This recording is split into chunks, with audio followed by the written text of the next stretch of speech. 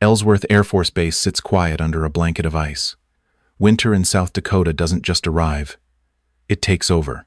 By mid-January, snow piles high against hangar doors, and the wind doesn't whistle, it screams. Temperatures dip below -20 before sunrise, and the airfield gleams like glass. Most personnel count down the days until their rotation ends, but for Lieutenant Madison Reese, every day starts the same. She arrives at 5:40, walks the length of Hangar 4, and begins her shift with a checklist and a pencil stub. She's 33 now, 5'7" in standard-issue boots. Keeps her hair tucked up under a wool cap, hands always covered in smudges of hydraulic fluid and old engine grease. She wears the same canvas utility coat every day, seams repaired with green stitching only she would notice. Reese doesn't talk much. When she does, it's usually about torque specifications or software updates for the HH-60G Pavehawk helicopters stored in bays 2 and 5. Everyone knows her name, mostly because it's printed on the work orders she signs. Nobody talks about who she used to be. There was a time, not long ago, when Madison flew. Not just flew, but led tactical support runs during training exercises like Red Flag Rescue. She logged over 1,000 hours in multi-environment conditions and held qualifications in night vision goggle flight, SAR coordination, and advanced systems recovery. But now she keeps her boots on the ground, turning wrenches on the very aircraft she once piloted. Maintenance techs call her Reese, or just ma'am if they remember. She always corrects them gently. Lieutenant's fine. To most, she's just another ground officer who transferred out of active flying. Rumor is, she burned out. Couldn't hack the tempo anymore. Some think she messed up an op, others guess she got scared. Nobody really knows. The few who saw her fly don't talk either. Maybe out of respect. Maybe because they know better than to question someone who walks with that kind of quiet precision. Reese never defends her past. She just works.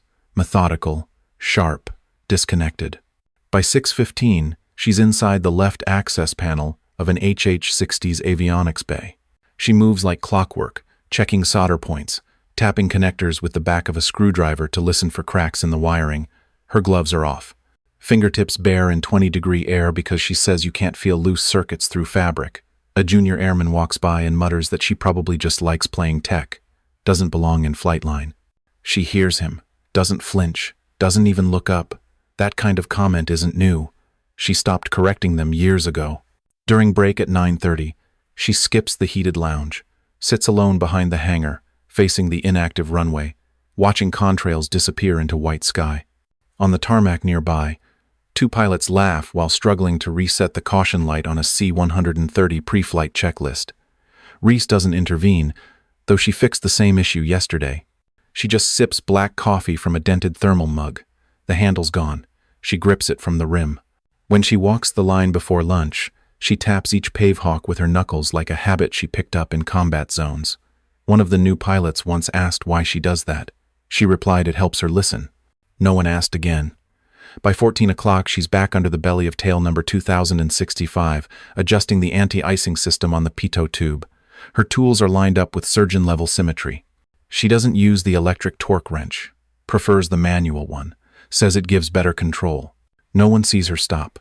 Not really. She moves from task to task without wasting motion. When the fuel cell inspection team shows up late, she volunteers to assist without being asked. Gets the job done. Cleans her workbench before leaving.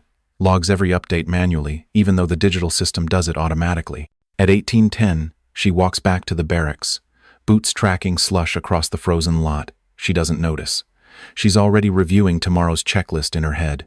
Inside the personnel files, her record still holds the designation Pilot HH-60G Certified. But nobody looks there. To most, she's the quiet one with good hands and a hard stare. Just another mechanic. But those who've been around long enough, who recognize the way she listens to turbine pitch changes or how she scans the sky before storms roll in, they know better. Reese didn't stop flying. She just stopped talking about it. Some people measure their worth by the noise they make. Madison measures hers by what she leaves running when she walks away. 3 winters ago, she flew like she was part of the aircraft. Madison Reese wasn't just another name on the duty roster. She was the one they called when the sky turned dark and no one else volunteered. During a red flag rescue rotation in Alaska, she brought 2 pararescue jumpers and 3 wounded trainees back through a night storm that grounded every other bird. No radar, no terrain mapping. Just instinct, vibration, and muscle memory. She read the wind through the yoke like it spoke a language only she understood. The other pilots started calling her Ghost, not because she vanished, because she arrived out of nowhere when things were at their worst.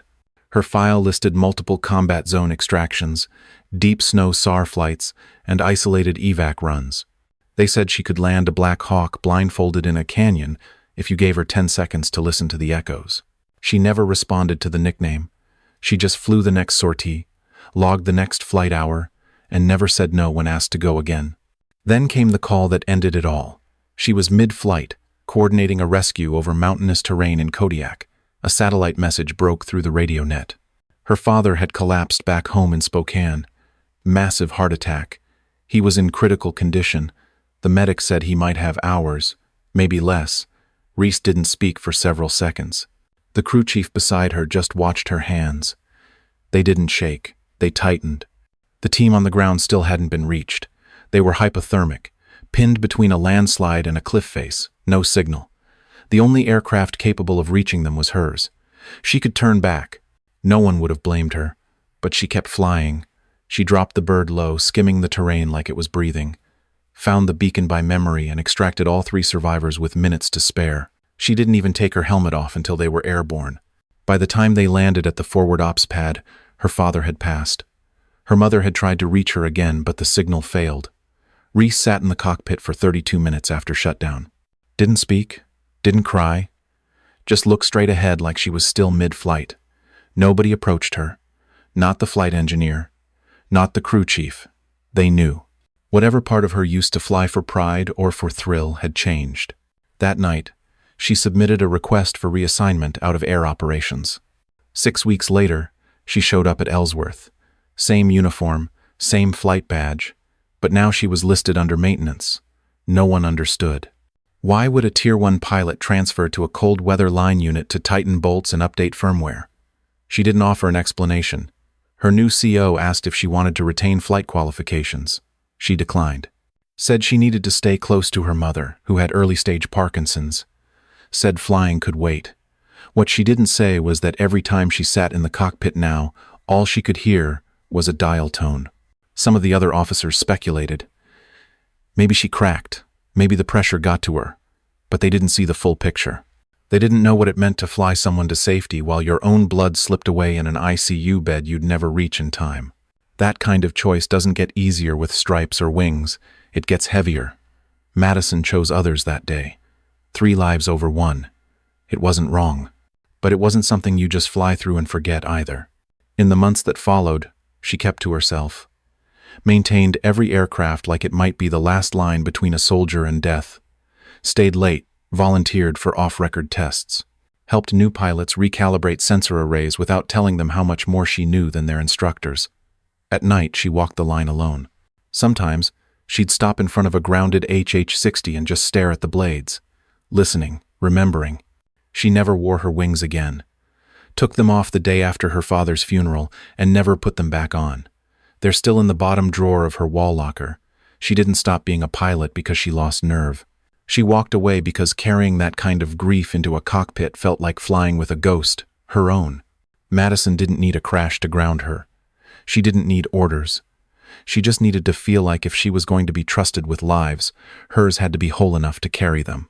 She stepped back not because she couldn't fly anymore, but because some part of her refused to risk choosing wrong again. She'd made the most impossible call once. She wasn't ready to make it twice. Not yet. Maybe not ever. By the second winter at Ellsworth, most people forgot that Madison Reese ever flew. She was the one with a torque wrench in her hand and a grease-streaked checklist rolled in her back pocket. Her name was still followed by lieutenant on formal paperwork, but around the hangar, she was just Reese.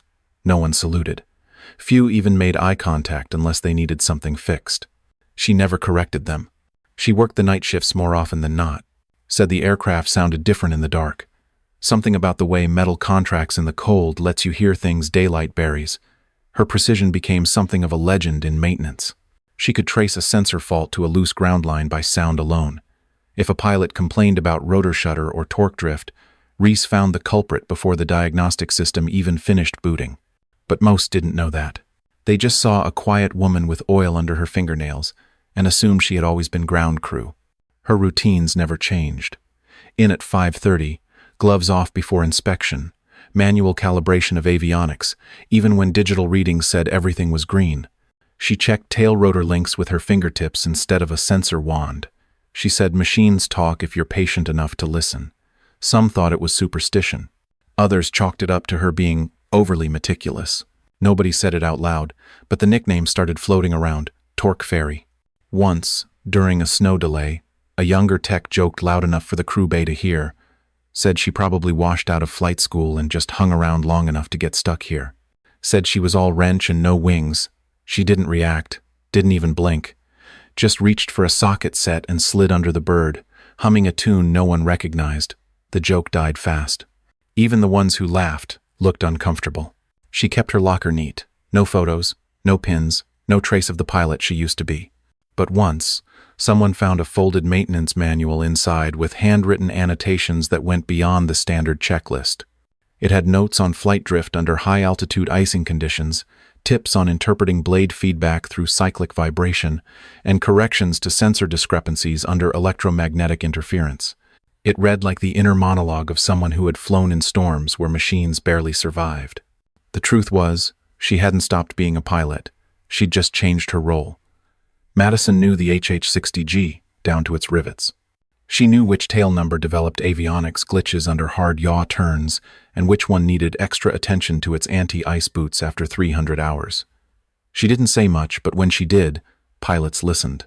Not because she outranked them, but because she never guessed. She always knew. When new lieutenants arrived straight out of training, they were surprised to find her already knee-deep in cold-weather retrofit work before sunrise. Some assumed she was enlisted. One even asked where the real officers were.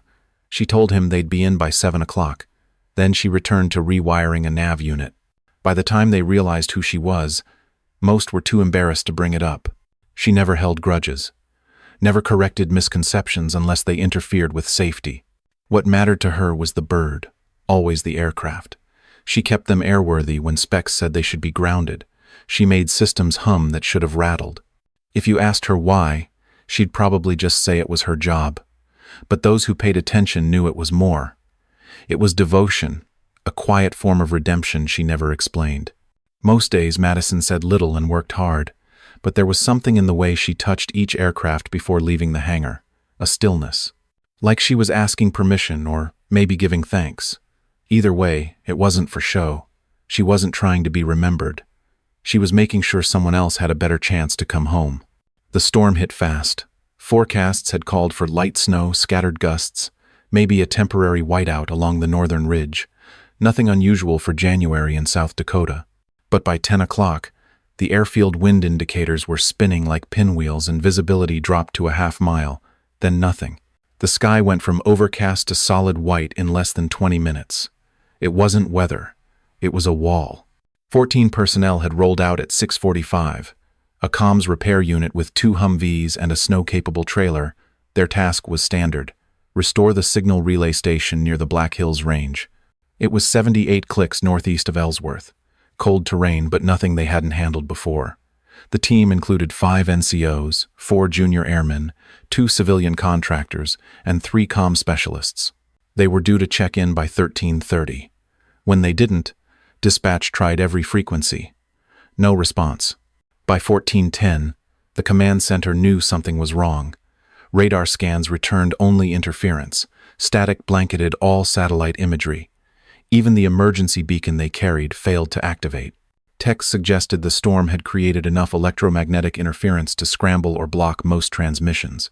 When temperature dropped below -30 and wind gusts hit over 70 miles per hour, no one questioned it anymore. This wasn't a routine hold. This was a blackout. Major Danner from operations called for a restricted flight status across the board. No aircraft above the deck, no training sorties, no rotor spins, everything grounded until the pattern stabilized. There was talk of sending a search flight in 24 hours if the storm broke, maybe longer. But unofficially, those in the room had already started filling in casualty projections. Madison was working alone in Bay 3. She'd been recalibrating the internal diagnostics on tail number 15, an HH-60G she'd rebuilt from the ground up over the past 2 weeks. The hydraulic reservoir had been replaced. Blade sensors tested to military tolerance. She'd even reconfigured the tail rotor harmonics herself. That bird wasn't just flight capable, it was ahead of spec. It was ready. She heard the base-wide alert tone echo through the hangar ceiling. She glanced up but didn't move. The wrench stayed in her hand as she tightened the final torque setting on a pressure valve. Then she stepped down from the ladder, wiped her hands on a rag already stained with anti-icing fluid, and walked toward the maintenance terminal. She keyed in a system check on aircraft 15. All lights were green, engine sync aligned, nav software clean. The storm tracking module she'd installed without official request was receiving trace signals on a wideband passive scan. She printed the report and walked straight to operations. Inside, officers stood crowded around a large digital map, their voices low and their expressions darker than the sky outside. Madison waited until someone noticed her. Lieutenant Halston frowned. He asked why she was there. She handed him the printout and requested immediate clearance to prep Tail 15 for SAR status. The room went quiet. Someone muttered, "There's no launch today. No one's flying into that." She didn't respond, just pointed to the scan results. Colonel Hayes arrived 10 minutes later, reviewed the data, confirmed the storm had pushed past every safety threshold. He issued a direct order. No launch, no override. Aircraft remain grounded. End of discussion. Madison stood still, arms folded over her chest. Then she asked a quiet question. If 14 people freeze to death out there tonight, are we really going to call it protocol? The colonel didn't answer. By 16 o'clock, the storm was howling hard enough to rattle the hangar walls. Wind readings clocked Category 5 on localized sensors. Power flickered across base housing. The barracks lost satellite signal. Most personnel stayed inside. A few officers hovered near the command center, rechecking storm maps like that would change something. Some watched radar out of habit, even though it showed nothing but digital snow. In the tech bay, Madison sat in her corner workbench with a set of headphones, rotating frequencies one by one. The signal scanner she'd wired directly to an analog receiver system, a backup from her flight days, was sweeping long-range, low-frequency bands. Most people didn't bother with those anymore. They were inefficient, fragile, outdated. But Madison had learned they sometimes caught whispers when everything else failed. At 16:45, she froze. A faint series of pulses crackled in the static. 3 dots, 3 dashes, 3 dots again. It repeated. The signal wasn't strong, but it was rhythmic, intentional. Someone was alive out there. She adjusted the tuner by instinct, narrowed the band, boosted the gain. Her hands moved fast. A second burst. Morse again. Fragmented coordinates. No confirmation. Just enough to prove one thing. They were still out there. She pulled off the headset and stood. Didn't grab her coat. Didn't waste time. She crossed the bay with a focus that made one of the junior techs step back as she passed. Within 3 minutes, she was back in ops, standing in front of the colonel with the recording in hand. He listened, asked who else had heard it. She said no one, just her. He studied her for a long moment, then repeated, "No launches. Not under these conditions. Reese, you're not authorized." She looked at the screen behind him, watched the digital blizzard swirling across the region like a curtain of ice, then said something no one expected. "That aircraft's ready. I rebuilt it myself. And if someone doesn't launch soon, they're dead by morning." But she didn't wait for permission. Not this time. Not when she already knew the answer. Not when she'd spent months preparing that aircraft for exactly this kind of night. Something in her eyes made even the colonel go silent. Back in Bay 3, tail number 15 sat like a sleeping beast, just waiting for someone to pull it back into the sky, and Madison Reese was already walking toward it. Madison stood outside flight operations with a maintenance report in one hand and a fresh log of tail number 15 systems in the other. She stepped through the double doors, boots leaving water on the vinyl floor. The briefing room was quiet, except for the low rumble of weather alerts repeating on the monitor. Lieutenant Fisk glanced up from his console, already shaking his head before she even spoke. She asked for flight clearance. "Just a maintenance inspection," she said. "A systems check in the warm-up bay." Her tone was even, calm. Fisk barely glanced at her paperwork. He didn't need to. His orders were clear. No aircraft movement, no warm-ups, No engine spin-ups. Nothing leaves the hangars until the storm rating drops below critical. She didn't argue. Not out loud. Just nodded, shifted her weight, then asked again. This time pointing out the updated nav module she had installed 2 days ago, modules that included a prototype tracking receiver designed for low-frequency storm beacons. Fisk looked at her for the first time, really looked, then said flatly that no technician had authority to approve flight activity, especially one not on flight status. He said it like she was overstepping, like she didn't understand where she belonged. She didn't answer, just stood there, letting the moment sit, long enough for the silence to become awkward, then turned around and walked out. The door hissed shut behind her. A few officers glanced after her but said nothing. To them, she was a maintenance officer asking questions out of scope. No threat, no weight. Back in the hangar, she pulled the reports from her file and scanned them again. Every system on that aircraft was optimal. Fuel levels were topped, battery cycling complete, flight control surfaces aligned and recalibrated. Nothing in the bird said stay down. But the command had spoken. Madison Reese wasn't a pilot anymore, and she wasn't authorized to fly, not even to run an inspection spin. The thing was, she hadn't asked to fly. She had asked to listen, to check the bird's ears, not its wings. But they'd already made up their minds about her, the wrench girl, the ghost with no cockpit. She knew better than to fight that head-on, so she went back to her bay and flipped the breaker on a small gray console no one had touched in years. It was time to listen without permission. Subpart B, the signal. Word count, 500. The radio looked like a relic from a forgotten era. A spare receiver she had salvaged from a scrapped EC-130 during a retrofitting job. She'd reassembled it piece by piece over months, mostly out of habit. It was analog, direct-tuned. No encryption, no satellite sync. But it could hear things modern systems filtered out. She hooked it to a portable battery, then rotated the frequency knob one slow turn at a time. For nearly 15 minutes there was only noise. The kind that comes from static wind shear interference and equipment fatigue. She kept at it, ears trained to catch patterns. The room around her was dim, lit only by the console's faint orange glow and the snowlight slipping through the high window panes. Then, without warning, she caught it. 3 short pulses, 3 long, then 3 short again. It was faint, broken by static and atmospheric shift. But it was there, SOS. She adjusted the gain and antenna pitch. The signal drifted, came back, vanished again. Then another burst, slightly stronger this time. Her hand froze above the tuner. This wasn't random. Someone out there was still alive. The timing was consistent. She scribbled the pattern on a notepad, heart pacing up. Another message followed. Garbled coordinates, partial latitude, a hint of elevation. Then silence. Her breath caught in her chest. It was the comms team. There was no doubt. Somebody had managed to power a short-range emergency signal. Probably jury-rigged. Battery almost gone. That meant they had minutes, maybe an hour. No shelter, no backup power. With wind chill pushing -50, they wouldn't last the night. She replayed the burst 3 times, checked timestamps, cross-referenced against where she knew the team had last reported. Based on terrain elevation and storm drift, she had a rough idea of where they were pinned. It wasn't exact, but it was close enough. Madison leaned back, headset still around her neck. Her pulse was steady, focus sharp. She didn't need full clearance to know what had to happen next. People were alive, screaming into the void, and she was the only one on base who heard it. And she had just enough time to do something about it. The hangar was silent, save for the groan of wind pressing against the steel doors. Madison moved without hesitation. She knew the timing of every camera sweep, the idle chatter of the night crew, the exact delay between motion sensor triggers and alert signals. None of this was unfamiliar.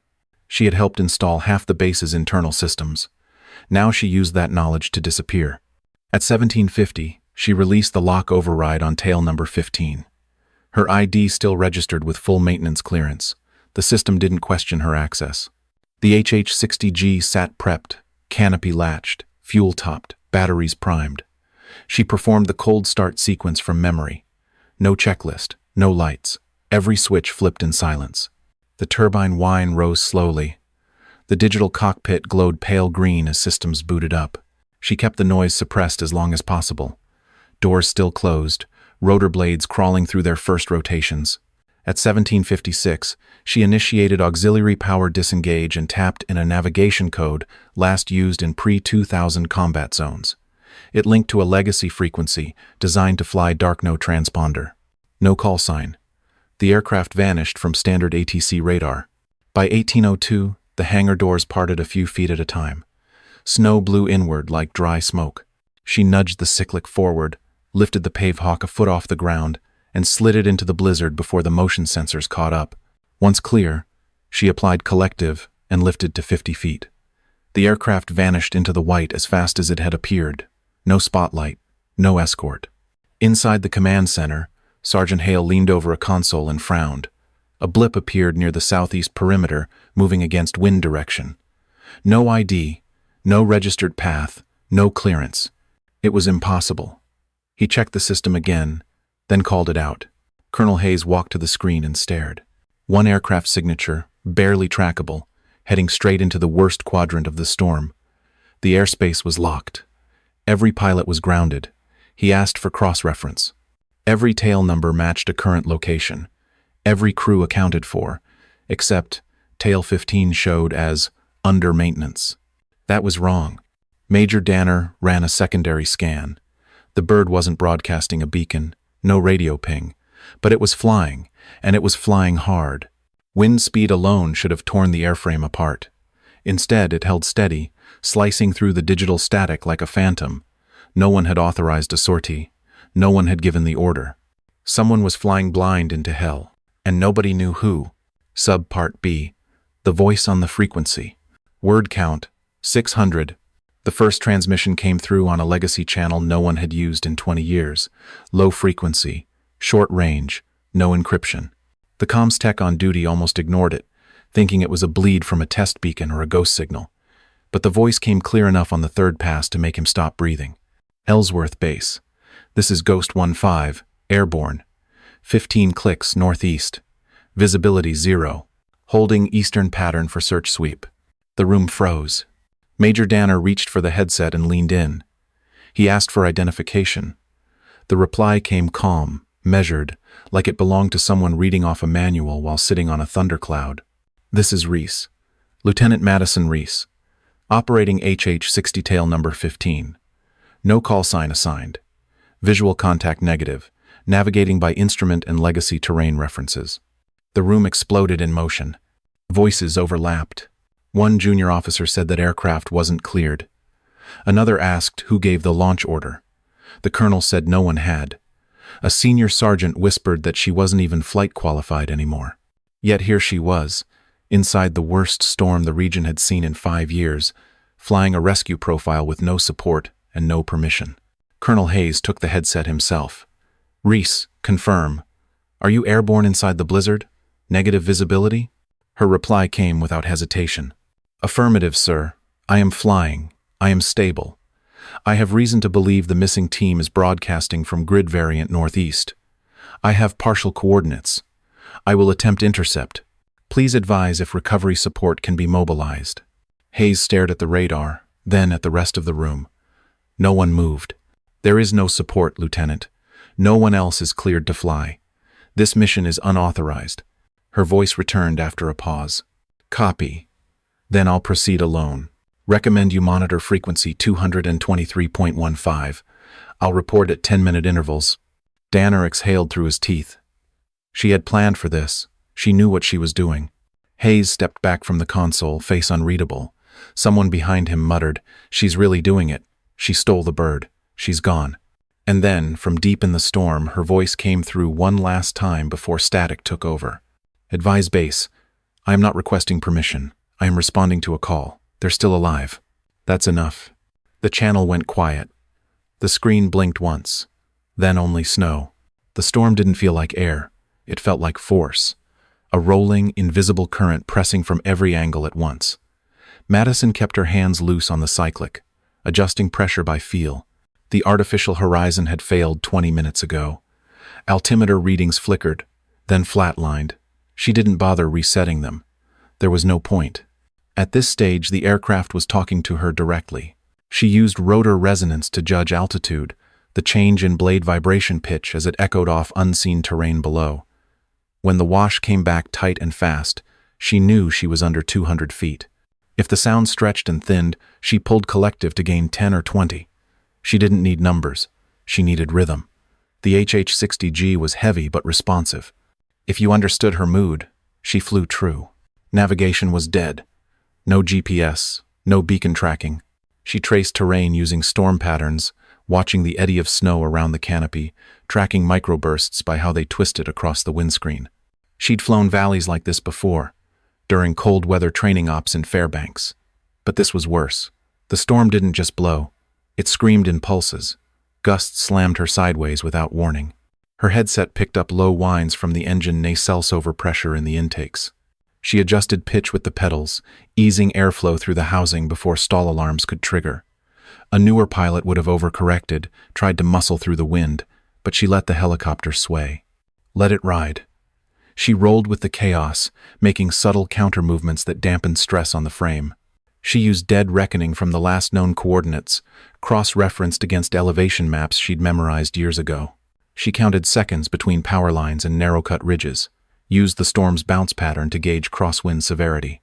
When her fingers felt the stick vibrate with a tighter pulse, she knew ice was building on the blades.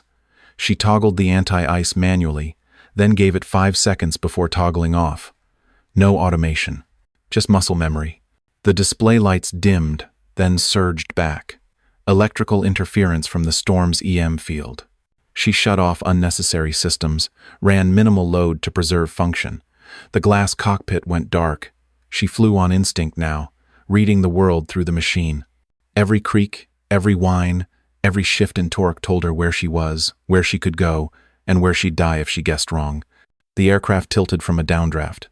She dropped 70 feet in under 3 seconds. Her gut clenched. She rolled counter, checked collective, pushed tail rotor compensation. The HH-60 groaned but leveled.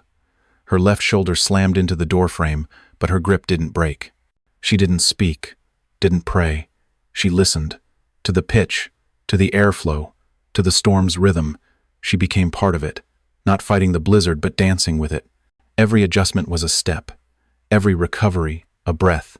She had no instruments, no backup. Just trust in the years her hands had memorized what her mind no longer needed to process. And somewhere out there, in the snow and ice, people were waiting. She saw them just after a sudden crosswind dip the nose to 30 degrees. A flash of color in the gray, movement near a broken tree line. Madison banked hard left, rotor pitch whining in protest. Snow blurred everything, but she locked eyes on the shape a twisted Humvee frame half buried, and figures clustered near it, huddled tight around a flare that barely burned. There were 14. She counted fast, some standing, some slumped, all exposed. No overhead cover. She looped once to test the approach vector. The terrain was uneven, narrow, with a drifted slope on the west side.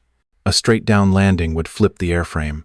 She adjusted pitch trim, angled into a partial hover with forward momentum. The HH-60's skid struck snow at an angle, bounced, then settled. Tilt was 15 degrees, nose high. It was enough. She unstrapped, grabbed her emergency pack, and leapt down into waist-high snow. Wind peeled the heat from her skin instantly. She moved fast, checking vitals, tagging each survivor. 1 had a dislocated shoulder. 2 were in advanced hypothermia. Their emergency beacon was frozen and cracked. The flare had maybe 4 minutes of fuel left. They hadn't spoken in over an hour. Just waited. She spoke to them calmly. Quick, clipped sentences. You're okay. Stay awake. Wrap this. Hold this line. She secured nylon survival harnesses from her bag, tied each in pairs. For those who couldn't walk, she used rope and spare litter straps to fix them into the bird. No one questioned her. She moved with precision too clean for doubt. The HH-60 was only rated for 8 passengers with gear. She had 14. She stripped all non-essential gear, redistributed weight manually, and adjusted rotor torque settings to compensate. Fuel margin would be tight, real tight, but survivable. The last man, a young comm-tech barely conscious, looked at her as she clipped his line. His lips cracked when he tried to speak. She knelt beside him, tightened his harness, then leaned close. We're going home. He blinked once. That was enough. She climbed back in, sealed the doors, and rechecked the center of gravity. Too far aft, but manageable. She throttled up. The blades spun harder. Snow flared outward in a ring. Her hands moved across the controls like they remembered before her thoughts could catch up. Ascent was rough, lateral thrust unstable. She corrected in microbursts. As they rose, one of the passengers whispered from the back, "We're flying?" Another replied, "She's flying. She got us." Madison didn't turn. She didn't answer. Her focus was locked on the dark ahead. The storm was still waiting, but now she wasn't alone. And she wasn't turning back empty. The return flight was worse than the inbound. The aircraft was heavy now, overloaded. 14 people packed into space designed for half that number. Gear stowed in corners, body heat fogging the interior. The defroster couldn't keep up. Madison scraped frost from the inside of the windscreen with her glove between corrections. Visibility was still zero. They were flying blind. Radar had failed 10 minutes in, not a flicker. Just a black screen and the steady hum of power that didn't mean anything anymore. The heading indicator glitched, then went dark. All nav lights gone. No beacon, no comms. Just the thrum of blades and the mechanical rhythm of a machine pushed beyond its comfort zone. She didn't panic. She turned every system not critical to manual. Switched to night flying procedures she'd learned long before smart glass and predictive route software. Altitude was a guess. Elevation, a feeling. She dropped low, just above treetop height, using the sweep of rotor wash to echo off terrain and feel it in her hands. She flew by tone and pressure, how the yoke pushed back, how the fuselage shifted with each gust. The blizzard didn't let up. It howled like it wanted to strip the aircraft from the sky. Wind speed hit peaks strong enough to shift the cabin sideways in jolts. She compensated with tail rotor bursts and collective pressure changes. Tiny moves, controlled, exact. Her shoulders were rigid, her eyes barely blinked. But inside that cockpit there was no fear, just focus. A voice came from the back. "Are we going to make it?" She didn't answer right away. She was tracking a set of radio towers by memory, counting between them in her head. 4 seconds, then 6. They were south of the ridge now, close. Closer than she wanted. She called out once, voice low but steady. "We fly old school now. Hold tight." The aircraft banked left hard, riding a crosswind she'd seen coming from how the snow curled around the nose. The tail dipped, then snapped back into alignment. She barely touched the pedals. It was muscle memory. Training layered on instinct, sharpened by experience no simulator could ever provide. Back at base, they had lost her signal completely. No radar contact, no transponder, just silence. The tower operators scanned every frequency, hoping to hear something. But the storm swallowed everything. Some had already begun to assume the worst. Inside the aircraft, the passengers said nothing. The cold had gone past painful. It was numb now, but they watched her, watched how she moved, how she listened, how she adjusted with no data and no guide. One of them, a comms tech who'd helped build the relay station, leaned to the soldier beside him. "She doesn't look scared." The reply came soft. "She's not. She knows exactly what she's doing." At 1922, the base radar blinked. One dot, small, faint, low elevation, heading west-southwest at roughly 90 knots. The tech on duty rubbed his eyes, called it out. Another tech confirmed. Colonel Hayes walked to the screen and stared in silence. Couldn't be. But it was. The HH-60G had returned. No nav lights, no call sign. But it was real. It was flying.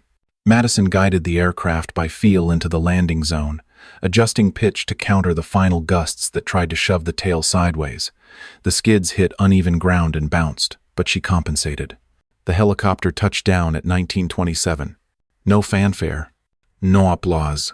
She shut down systems in order, unlatched the doors, climbed out without a word. 14 people followed. Alive. Every single one. The next morning she showed up to Hangar 3 at 6 o'clock sharp. Same boots. Same canvas coat with the green stitching at the shoulder. Her name tag still faded at the edges. She clocked in, retrieved her toolbox from the shelf, and went to work like nothing had changed. No ceremony. No briefing. No crowd. Someone had already cleaned the aircraft. Refueled. logged the flight under unauthorized emergency response. No further details, no disciplinary action, no commendation, just a notation in a closed folder. That was fine with her. She spent the first hour calibrating the fuel cell pressure on a different HH-60. By 8:15, she was updating the digital readouts in the avionics bay. At 9 o'clock, she helped a new tech diagnose a faulty heating coil in a windshield unit. She didn't bring up the flight, didn't mention the rescue. When people passed her in the hallway, they nodded. Some paused as if wanting to speak, then moved on. No one said her name out loud. In the break room, the bulletin board was cluttered as usual. Maintenance schedules, shift swaps. A cartoon someone had drawn of a pilot slipping on ice. But in the middle of it, taped with a single strip of green masking tape, was a photo. It showed the cockpit of tail number 15. Madison sat in the pilot seat, headset still on, glasses fogged at the edges. Her face was pale, snow melting in her hair. Hands still locked around the cyclic, not out of tension, but from instinct. Her eyes were open, fixed ahead, even though the blades had stopped turning. Below the photo, someone had written in neat block letters. She didn't ask permission to save lives. No one admitted to taking the picture. No one took it down. Over the next few days, pilots began stopping by her bay more often, asked about systems tuning, rotor imbalance, wind compensation, not as orders, not as questions from superiors. Just people wanting to understand how she had done it, she answered when it mattered, corrected when they were wrong. Never talked about the storm. She never spoke about the choice she made that night. Didn't justify it. Didn't explain. But the tone around base changed. When she walked the line, people stepped aside. Not out of fear, out of respect. They still called her lieutenant. But now they said it with weight. Not because she'd taken the controls. Because she never stopped owning them. It was a week after the storm, when one of the rescued airmen stopped by the hangar. His fingertips were still bandaged from frostbite, and he moved slower than before. But he stood straighter now. He asked if Madison had a minute. She glanced up from the power unit she was calibrating, nodded once, and wiped her hands on a rag before setting her wrench down. He didn't come to say thank you. Not exactly. He just wanted to ask why. Why didn't you ever go back to flying full-time? You're still the best pilot on base. She paused for a moment, not out of hesitation, just to choose her words with care. Then she said quietly, "Being the best isn't about proving it every day. It's about being ready when people need you most." He nodded. He didn't press, and she didn't add more. There was nothing else that needed saying. That evening, Madison called her mother. The connection was shaky, the kind where voices crackle and drop out if you move the phone too far from the window. Her mother's voice was warm, slow from age, but clear. "Did you risk everything again, sweetheart?" Madison sat on the edge of her bed, boots still on. "No, Mom. I just remembered what Dad always told me. Sometimes, the most important thing you can do is be where you're supposed to be when someone needs help." There was a pause on the other end. Then her mother replied softly, "He would be proud, not because you flew into danger, but because you brought everyone home." After they hung up, Madison stayed seated for a long time. The hum of the base generators filled the quiet. Outside, the wind had calmed. The snow was still there, but the storm had passed. She didn't return to flight status. Not officially. No ceremony. No announcement.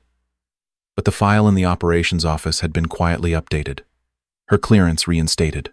Her qualifications marked active. A notation added under commendations.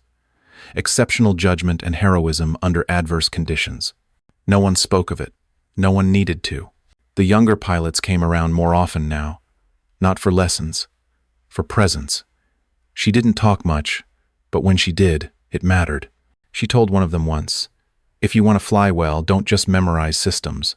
Understand the silence between them. That's where the real control lives." Some people chase recognition. Others build it in the dark. Madison Reese had never stopped being a pilot. She'd just chosen to stand where she was needed most. On the ground.